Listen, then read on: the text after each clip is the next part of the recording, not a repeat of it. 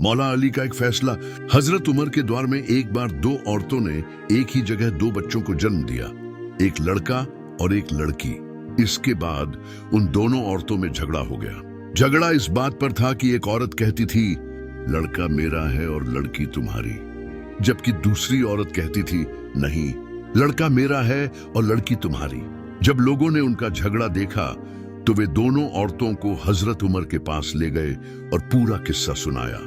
उन्होंने कहा, आप इन दोनों के बीच सही फैसला करें। हजरत उमर ने फरमाया, हजरत अली को बुलाया जाए, वही सही फैसला कर सकते हैं। जब हजरत अली आए तो लोगों ने उन्हें पूरा मामला बताया।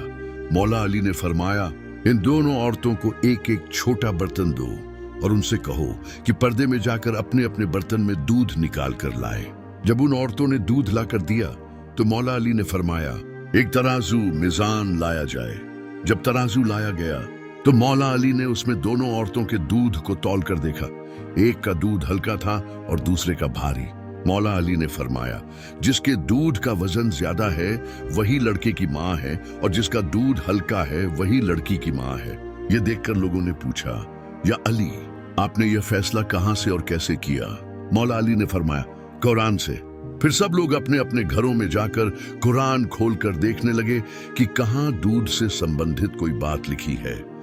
वे पूरी रात कुरान में ढूंढते रहे लेकिन उन्हें कुछ नहीं मिला। सुबह जब सब लोग मस्जिद में जमा हुए और मौला अली वहां आए तो उन्होंने कहा, या अली, आपने कहा था कि यह फैसला आपने कुरान से किया है, लेकिन हमने पूरी रात खोजने के बावजूद कुछ नहीं पाया। मौला अली ने पूछा, क्या कुरान में तुमने वह आयत नहीं पढ़ी जिसमें लिखा है कि मर्दों का हिस्सा औरतों से दोगुना होता है? सबने कहा, हाँ, ये आयत तो है। मौला अली ने फरमाया, इसी आयत से ही तो मैंने यह फैसला किया था। सुभान अल्लाह।